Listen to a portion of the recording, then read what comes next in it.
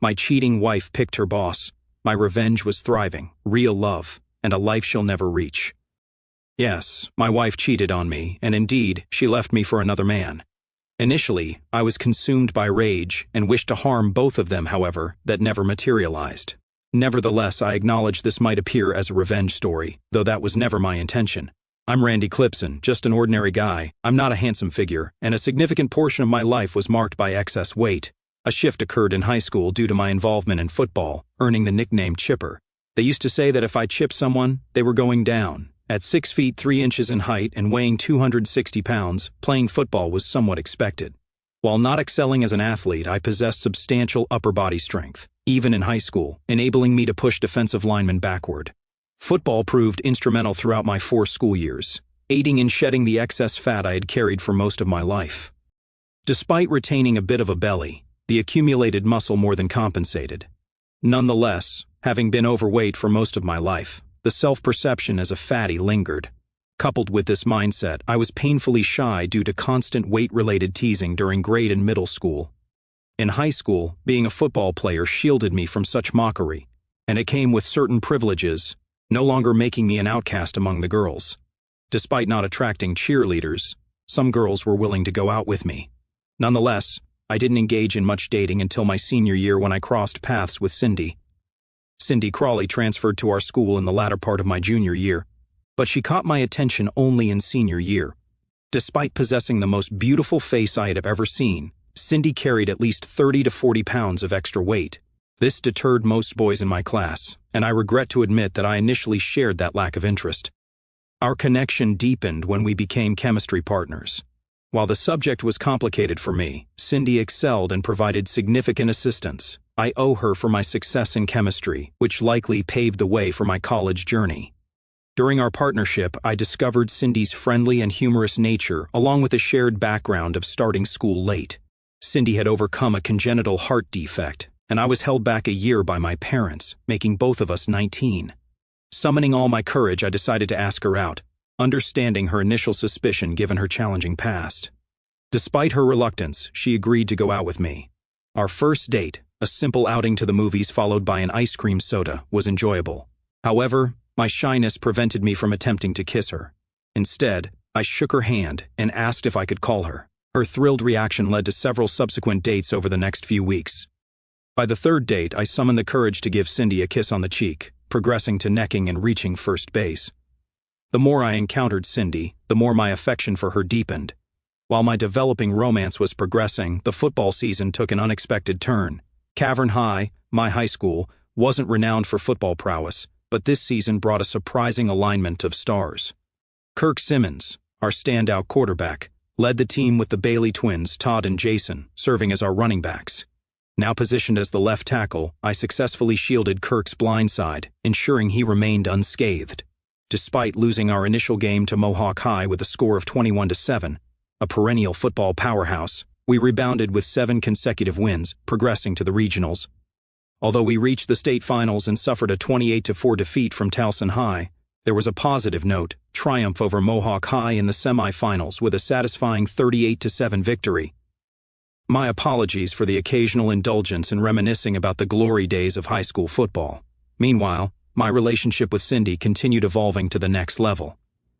As prom season approached, I promptly invited Cindy to be my date.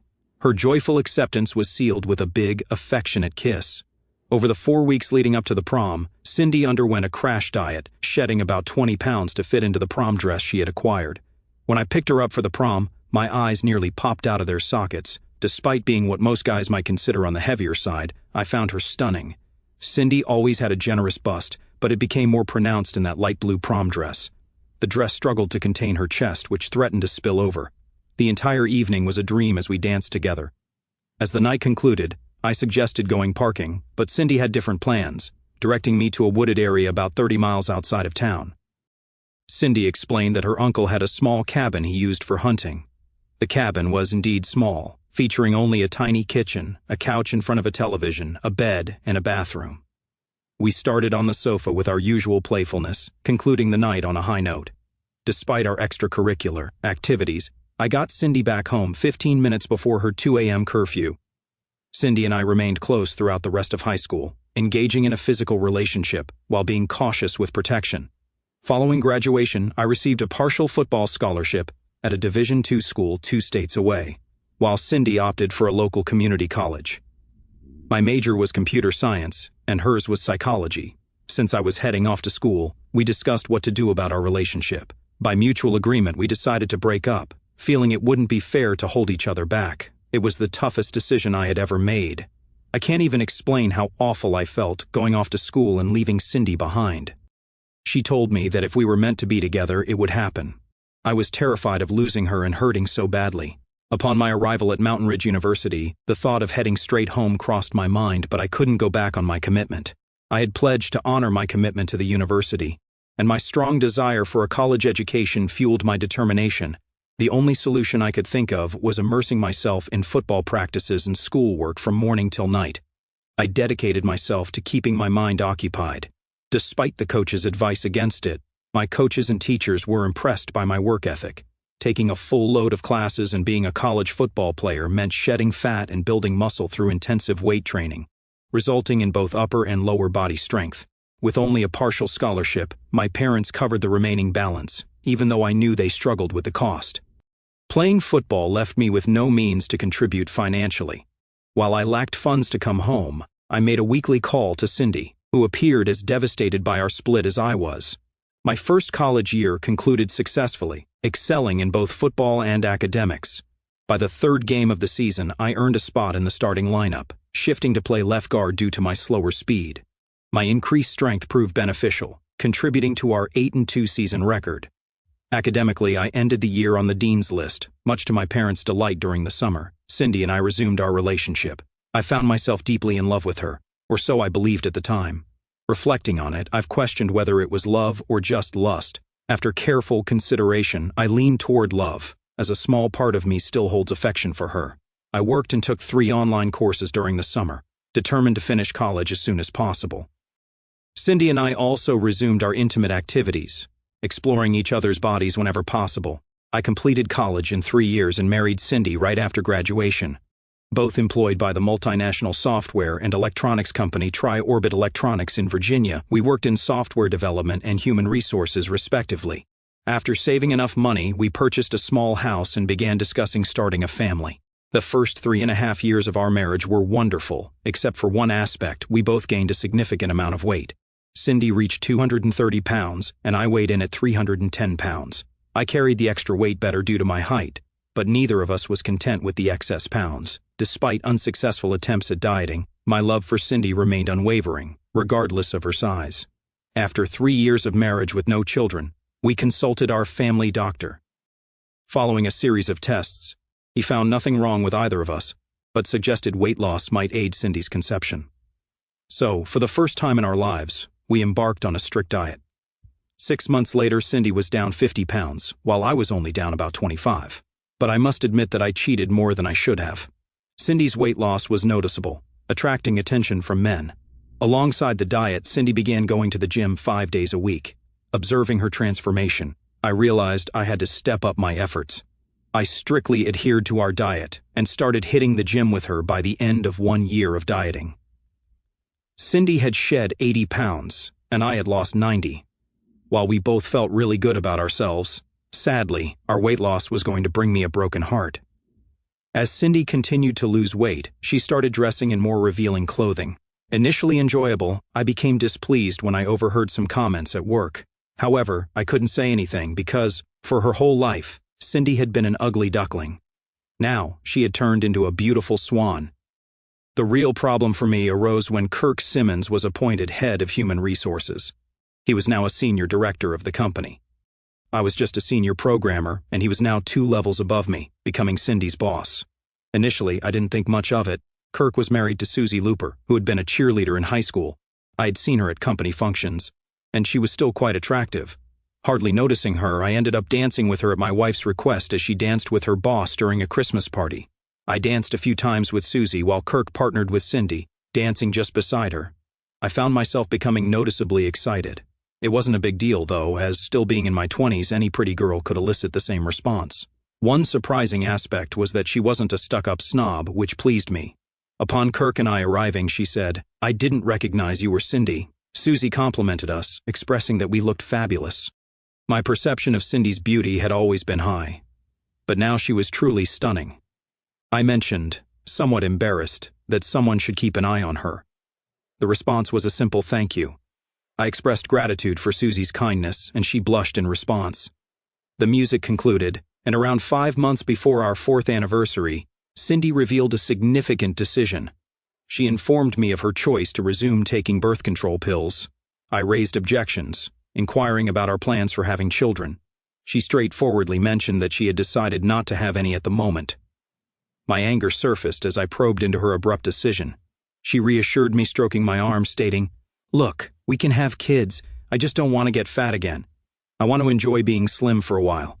In hindsight, I should have recognized the problem at that moment, but I was clueless, having complete trust in Cindy.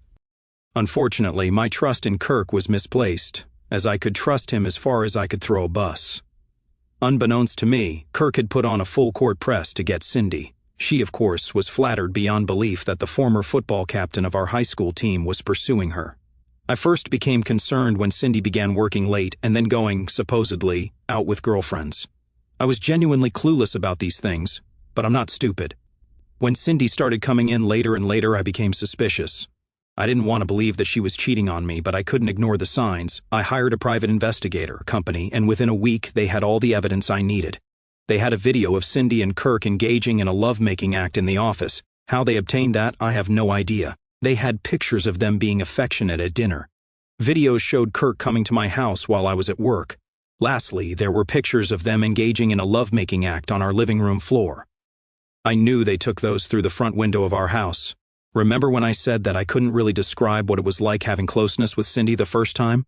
Well, I have no words to explain the pain that I felt finding out that my wife was cheating on me.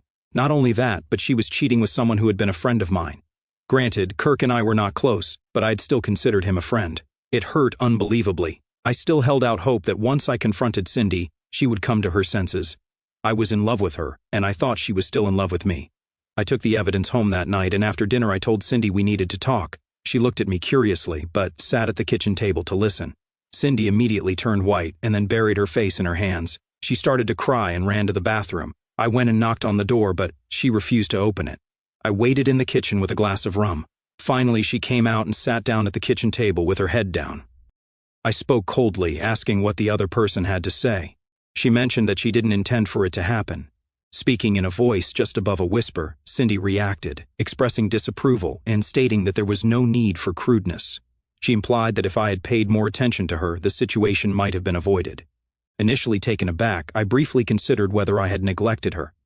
However, my anger resurfaced, and I asserted that she shouldn't try to shift the blame. I maintained my innocence and confronted her about the affair, asking for her explanation. She looked nervously at me but remained silent. I pressed further, inquiring about our next steps. Struggling to control my anger, I questioned whether she wanted to be with Kirk or with me. Despite expressing love for me, she tearfully admitted to also loving Kirk. I conveyed that a decision needed to be made. Almost biting my tongue, I set a deadline, insisting on knowing her choice by the next day. If she chose to stay with me, she would have to sever ties with Kirk, resign from her job, and commit to attending counseling. Cindy acknowledged this.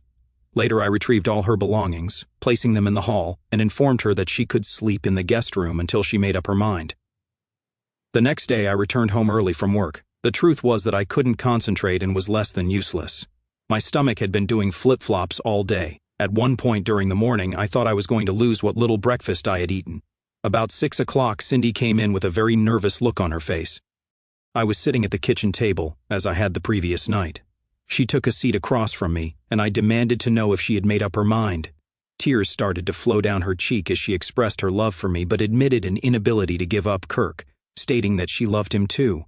I sighed deeply, attempting to conceal the fact that my heart was breaking. Acknowledging her choice, she simply nodded, causing a pain deeper than if someone had stabbed me. My brain was about to explode. I was going back and forth at 1,000,000 miles an hour between eliminating them both and curling up in the corner and crying my eyes out. I sarcastically remarked that she had chosen quite the winner, bringing up Kirk and Susie's new baby boy. I questioned whether it bothered her to leave the child without a father. A hint of anger and shame crossed Cindy's face as she mentioned that Kirk had planned to divorce Susie before their involvement. Continuing, I asked if she was willing to discard almost 4 years of marriage just like that. Struggling to contain both my temper and tears, I sought an understanding of her decision. To be truthful, right then, I was seriously considering smacking Cindy to a pulp and then going to look for Kirk to break his neck. She softly expressed regret for any hurt caused. Her voice tender, she clarified that she hadn't intended for it to happen, but had fallen deeply in love with Kirk, and he felt the same way. Despite feeling an intense urge to harm her at that moment, I recognized the importance of maintaining control. It required all my self-control, but I eventually succeeded. Deep within the logical part of my brain, I recognized that resorting to physical violence would yield nothing. I refrained from revealing the depth of my hurt and refused to beg her to stay, considering it the worst thing a cheated-on husband could do, a sign of total weakness. I plainly stated that if the other person desired a divorce, they would have it. Confusion filled her eyes, and perhaps I imagined it, a hint of hurt. She might have expected me to fight to keep her, but I knew that if she had decided to leave, there was nothing I could do or say to stop her. Cindy was taken aback by my behavior but rose and started packing her belongings. The following day, I visited the bank and our financial advisor, explaining the situation and withdrawing half the funds from each account. I then established separate accounts in my name only, canceled all our credit cards, and applied for new ones solely in my name. I listed our house for sale through a realtor friend and finally consulted a divorce lawyer. With a heart full of hatred, I ensured Cindy was served at work, citing infidelity as the cause. The divorce proceedings were relatively straightforward. With only about 4 years of marriage and no children, there was nothing to dispute. We split everything evenly and went our separate ways. Kirk's divorce was messier, dealing with a child under a year old and Susie having never worked. He faced child support and alimony. One aspect of Kirk's divorce that admittedly brought me some satisfaction was his decision to cut costs on his lawyer. Instead of limiting spousal maintenance to a year or two, it was set at 15 years. Kirk wasn't pleased, but he signed the papers. 2 months after the divorces were finalized, Kirk and Cindy got married. It was a bitter pill to swallow.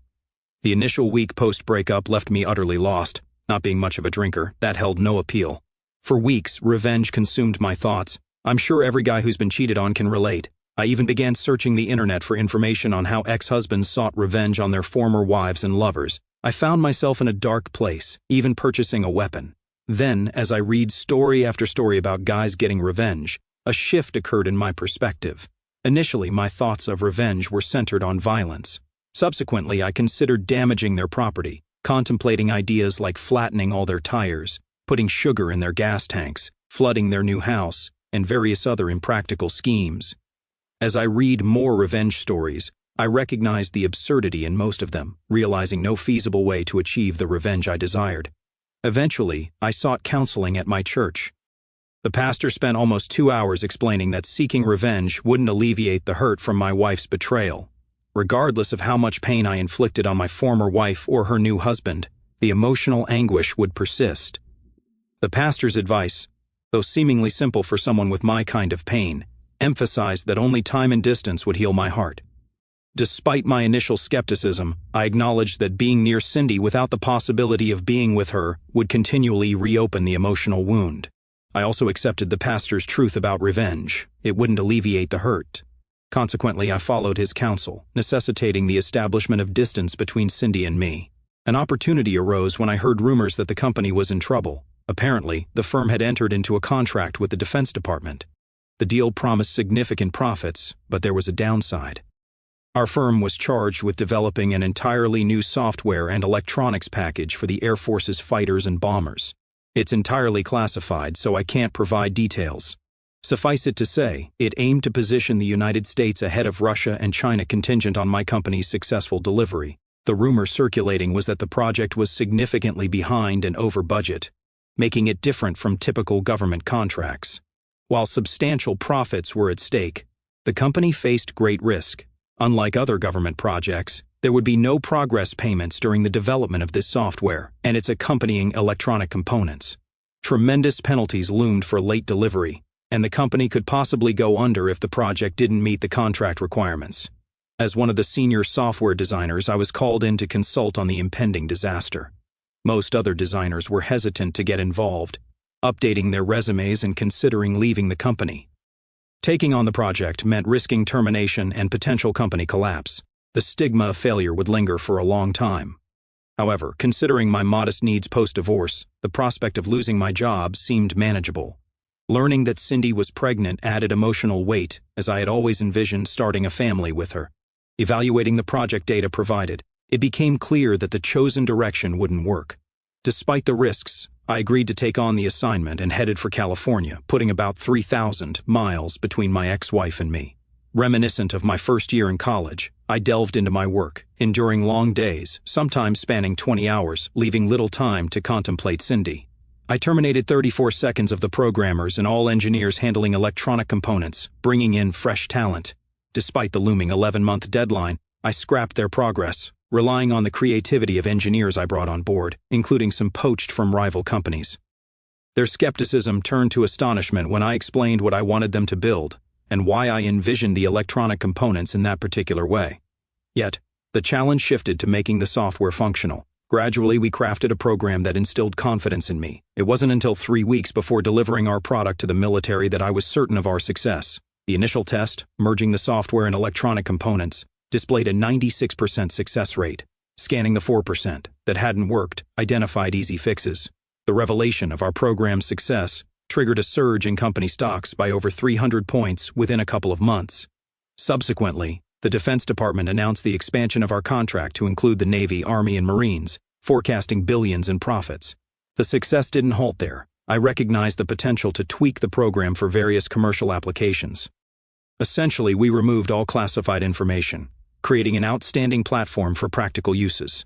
The array of things adaptable to this program seemed boundless. Following this triumph, I earned a promotion to Senior Vice President, tasked with developing these commercial applications.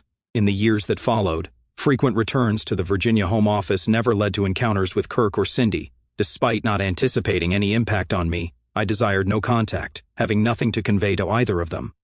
The pastor's counsel about putting time and distance between heartbreak had proven 100% accurate. I had moved on. During one visit, I unexpectedly met Kelly Bailey, a former cheerleader from Cavern High and Susie's best friend. Aware of her marriage to Jason Bailey and having a son before I met Cindy, I always harbored a crush on Kelly, the prettiest cheerleader. Kelly's warm demeanor in high school made her impossible not to like. Although she had aged somewhat, she remained physically attractive. In contrast to Cindy's short blonde hair and ample figure, Kelly, standing barely 5 feet 3 inches tall, had long black hair and a proportionally smaller chest. A shared warmth in their smiles was the commonality. Stunned that she recognized me in a grocery store while preparing for a board presentation, we exchanged smiles. Despite a few gray hairs and small wrinkles, I still had a slight crush. Kelly called out to me as I pondered over frozen dinners. Upon recognizing her voice, I blushed slightly. She then stopped her basket next to mine, and I greeted her with a smile, expressing my flattery at her recognition. She confessed that she wouldn't have recognized me if Susie hadn't pointed me out during lunch at Tri-Orbit. I was genuinely surprised when she mentioned that. She then smiled and confirmed that she had been working at Tri-Orbit for about 6 years, specifically in the marketing department. It surprised me to learn that Kelly worked at the same company as me. I felt a twinge of guilt for not knowing that, however, since I had little involvement with marketing, I shouldn't have felt bad. Still, I felt like I should have been aware. "How are you doing?" I eventually asked to ease my discomfort. "I'm doing as well as can be expected," she replied, a hint of sadness in her voice. "I'm divorced now. Jason has turned out to be a real idiot. Not only was he cheating with his secretary, but also with half a dozen other women. He even got one of them pregnant. I divorced him, of course. He got off pretty lightly, considering what he was doing. There was no alimony because our salaries are about the same. We didn't own a house and had very little savings. All he was ordered to do was pay child support. Still, I have to hassle him for it every month. I don't mind bugging him to get the money, but he totally ignores our son, Scott. I get furious when I think about it," she said. I apologized to Kelly, expressing regret over Jason's behavior. I admitted that, although I was aware he had a wild side, I had hoped he would calm down after marriage. Pausing for a moment, I looked into Kelly's emerald green eyes, feeling unsure of what to say next. Eventually, I mentioned that my wife and I were divorced, with Cindy choosing to pursue Todd. "No, Randy," Kelly shook her head. "It was Kirk who pursued Cindy. Susie told me all about it. I suppose I can't argue with that, I admitted, but it takes two to tango. You're not seriously thinking about eating any of these frozen dinners, are you? She asked, eyeing my cart. Yeah, I'm afraid so, I nodded. I'm a terrible cook, and this is about all I can handle. Look, if you'd like a home-cooked meal, why don't you come over to my house? It won't be fancy, but I guarantee it will be good. Initially, I hesitated, but the idea of a home-cooked meal proved too tempting to resist. I mentioned that I wouldn't mind having a real meal if it wasn't too much trouble. I couldn't recall the last time I had one. The evening turned out to be delightful. Kelly made meatloaf with mashed potatoes, string beans, and sherbet for dessert. It was enjoyable having someone to converse with. Scotty, as his mother called him, was a very outgoing and friendly kid. I discovered that he was a Tampa Bay Buccaneers fan like me. We had a great time discussing the team and their prospects for the upcoming season. I was a diehard fan and also a season ticket holder. In fact, I had 4 season tickets on the 50-yard line. The company covered them because I would take potential clients to the games. When I didn't have any clients, I'd invite my buddies, and if I couldn't find anyone to go with me, I'd go alone. I'd give away the other 3 tickets, usually to people trying to buy from a scalper. Scotty expressed a wish to attend a game someday, sounding wistful. In response, I impulsively offered to make it happen. Once the words left my mouth, I realized I had overstepped and swiftly attempted to rectify it. That is, of course, if your mother approves. Scotty turned to his mother with imploring eyes. All she said was, "We'll discuss it." At the end of the evening, I apologized. I'm sorry about the Tampa Bay Buccaneers offer. It slipped out before I realized, but just so you know, I have 4 season tickets to all the Bucs home games and a ton of frequent flyer miles. If you wouldn't mind him attending a game with me, I'd be thrilled to take him. She stood there with piercing eyes, and I realized that I had made another mistake. Quickly, I attempted to rectify it, but only ended up making another blunder. After a brief pause, I stuttered out that the invitation also extended to her. I suggested securing separate rooms, with one for Kelly and Scotty and another for myself. Despite feeling embarrassed, Kelly simply smiled and called me the sweetest man while chuckling. She remarked that my expression was priceless. Feeling relieved, I sighed, as I truly didn't want to offend her. I enjoyed her company and hoped we could meet up from time to time. Deciding to push ahead, I said, "Would you mind if I asked you out when I come to town? If you're with someone, I'll understand. I just really enjoyed having someone to talk to." Kelly studied me for a moment, then smiled. "Randy, I've known you since high school. I always thought you were cute and one of the nicest guys, but never considered dating you because I had Jason. Now that I've gotten to know you a little, yes, I'd be pleased if you called me, and I'd love to go see the Tampa Bay Buccaneers with you and Scotty." Over the following year, I'd call Kelly every time I returned to Virginia, and we'd get together several times. I booked trips back east when I really didn't have to be there. It wasn't a love affair at first, we were just good friends who enjoyed spending time together. I took Kelly and Scotty to the final game of the season that year. The Bucs needed to win to make it into the playoffs, and they did. Scotty was beside himself with joy over the win. That night, after Scotty went to bed, Kelly came over to my room, and we became more than just good friends. When Kelly knocked on my door unexpectedly, I was engrossed in watching a local sports station analyze the Bucs game. Concerned, I asked if everything was all right, particularly about Scotty's well-being. Kelly reassured me with a smile that nothing was wrong and that Scotty was sleeping peacefully, excited about the playoffs. She expressed a desire to have a drink and talk. Feeling a bit underdressed in my boxer shorts and t-shirt, I mentioned that I needed to put on some pants before inviting her in. However, upon searching for my trousers, I realized they weren't where I thought I had left them. Kelly said there was no need for pants as she pushed the door open and entered the room. Hurriedly, as I continued, searching for my pants without success, Kelly giggled at the situation, causing my face to flush red with embarrassment. She then suggested putting us on an even playing field if I felt uncomfortable and proceeded to remove her skirt, leaving us both in our underwear. With a smile, she asked me to mix her a drink and join her for a conversation. I went to the minibar, retrieving 2 small bottles of rum and 2 cans of Coke. As I mixed the drinks, Kelly climbed onto my bed and sat cross-legged, her white-laced underwear catching my attention. After handing Kelly her drink, I looked around the room for a place to sit.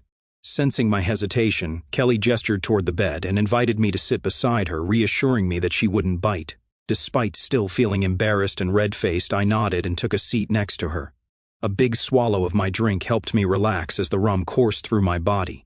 We talked for a while, and when we finished our drinks, I took her cup and asked if she wanted another. She shook her head, and I waited for her to get up. I figured she'd head back to her son.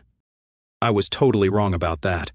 Not sure what to do, I put the cups in the wastebasket and sat down again. When I did, Kelly kissed me on the lips. It was quick and soft, sending an electrical charge through my body. She saw my surprise and smiled. "I've been waiting for months for you to kiss me. I figured that you still thought of me as that high school cheerleader who was unattainable. Let me assure you that I am not that person anymore." Kelly had read me like a book. There had been so many times that I wanted to kiss her but was afraid. I didn't want to take a chance of losing her as a friend. I leaned forward and kissed her. We kissed a long time, with our tongues exploring every part of each other's mouths. She tasted so sweet. After we parted ways, I expressed admiration, mentioning that she was a beautiful and amazing woman. Kelly then laid her head on my chest. That night of passion surpassed my first time with Cindy. 6 months after that night, Kelly and I became engaged. Scotty was thrilled that I was going to be his dad. A year after that night, we were married. Jason had been as big a jerk as Kelly had claimed. He barely spoke to his son, and he really resented me. Jason was still close friends with Kirk, and every time he came to Kelly's apartment when I was there, he had to tell me how happy they were and what great closeness Kirk and Cindy were having. I guess he thought it would make me jealous. I just listened and said nothing. What I did learn was that Kirk was still heading up the human resources department for the company, but Cindy had given up her job to be a full-time mom. I was a little surprised to learn that Kirk and Cindy had 3 children now, but it no longer bothered me at all. One time, when I heard Kelly on the phone giving Jason hell for not sending the support payment, I made the mistake of telling her to forget about it. I was more than willing to pay whatever for Scotty's needs. Kelly spoke sternly, insisting that I needed to stay out of the situation. She expressed determination not to let him off the hook for child support, despite his neglect of his son. I promptly withdrew my statement, acknowledging that the money in question belonged to Scotty. In December, I was set to be appointed executive vice president of the company. The announcement was scheduled for the Christmas party at the Washington Convention Center, with around 400 to 500 attendees. I felt a bit self-conscious about the grand recognition at this event, but Kelly was overjoyed. She scolded me for complaining, insisting that I deserved the recognition. "I know almost as many people in that company as you do, and they've told me story after story about how this company wouldn't exist if it wasn't for you. They also told me that you'll be the next CEO when Mel steps down next year," she said. I responded, suggesting that it may not matter. However, she countered with a smile, mentioning that she was married to the most beautiful woman in the world and had a surprise for me. We recalled a past incident in Kansas City involving a mishap with a rubber. I acknowledged the memory with a nod, which was followed by a silly grin. She confirmed that she was pregnant now, expressing her determination to keep me close. Embracing me tightly, she expressed her desire for a night in bed if we didn't have to attend the party. I confessed that I wasn't particularly fond of parties anymore, as I had to attend so many that they had lost their appeal. Kelly, however, still seemed to enjoy them, especially when I was with her. She had a certain aura that attracted people to her. We danced for a while before running into Kirk and Cindy, who were accompanied by Jason and his date, Kathy. I was genuinely surprised to see Cindy's weight gain and Kirk's protruding belly, while Jason remained in good shape. I speculated that Jason might still be actively seeking romantic encounters. I was unsure what to do, but then someone began talking over the public address system. "Could I have your attention for just a moment?" I realized it was Mel Stanton, the CEO of Tri-Orbit. I promise I won't give a long speech. As most of you know, we've been looking to replace Charlie Bruner, our executive vice president, who retired 3 months ago. I knew who I wanted right away, but the board dithered around for 3 months. Well, after months of interviewing dozens of candidates, they finally agreed with me. I'm thrilled to announce that our new executive vice president comes from within our own organization. He has always been a tremendous asset, and now it's time he receives his just reward. I give you our next executive vice president, Randy Clipson. A spotlight was suddenly shining on me, and loud applause broke out from all around the room. Kelly pulled me to her and gave me a long, passionate kiss. When the commotion ended and the party returned to normal, I turned to where Cindy, Kirk, Jason, and his date were standing. I didn't know what to say to them. Jason seemed pissed, and jealousy filled Kirk's face. However, when I glanced at Cindy, there was a look of sadness and loss. Feeling uncertain about how to proceed, I watched as Kelly took charge. She greeted Kirk, Cindy, and Jason warmly, hugging each of them in turn. Then she turned her attention to Kathy, extending a polite handshake and expressing pleasure in meeting her. I took my lead from my wife. I shook Kirk, Jason, and Kathy's hands and gave Cindy a small hug. We chatted briefly, and the music began playing. In a surprising twist, Kelly suggested, "Randy, why don't you dance with Cindy and I'll dance with my ex-husband?" Kathy, why don't you and Kirk share a dance as well? I looked at Kelly with a questioning expression, but she just smiled knowingly. So, I danced with Cindy. I asked about Kirk and Cindy's well-being because I couldn't think of anything else to say. Cindy responded that things weren't going particularly well, and mentioned that she suspected they were headed for a divorce because she believed Kirk had been unfaithful. Expressing genuine sympathy, I told her I was sorry to hear about their situation. Cindy responded skeptically, questioning whether I truly meant my apology, as she expected me to say something along the lines of, "It serves you right." I initially expressed shock at the comment, stating that I would never say such a thing. Then I realized there had been a time when I probably would have said something similar. Well, to be truthful, when we first broke up, if you'd come to me then, I probably would have said something like that. But I couldn't hate you. You were my first love, and it hurt to lose you. But life moves on, and so have I. Shortly after that, the music stopped, and tears began to stream down Cindy's face. She expressed regret, admitting that leaving me was the biggest mistake of her life and lamenting that there was nothing she could do to rectify it. As I watched her walk away, I couldn't help but feel genuine sympathy for her. Kelly put her arm around me, prompting me to lean down and kiss her. I inquired about her dance with Jason, to which she responded with a smile, saying that he was still an idiot. He actually tried to put the moves on me. He told me that he's ready to settle down, and he'd be more than happy to take me back. I just laughed at him and told him, why would I want him when I have the greatest man in the world? I watched Cindy reach their table and sit down. Even from this distance, I could see the tears. Kirk and Jason appeared to be having a heated discussion. If I had to guess, I'd say that Kirk tried to put a move on Jason's date. I thought back to the pain I had felt when Cindy left me. Something like that never truly goes away. It's like a bad cut. It leaves a scar. I also thought of all the planning for revenge that filled me during that time. The pastor had been right. No amount of revenge would have ever stopped my pain. It indeed was time and distance that had healed me. As I said at the beginning, even though I had given up on the idea of getting revenge, I had, in fact, achieved it. My revenge was exacted in the only way that is truly meaningful to someone who has been cheated on. I was living well, loved, and totally happy.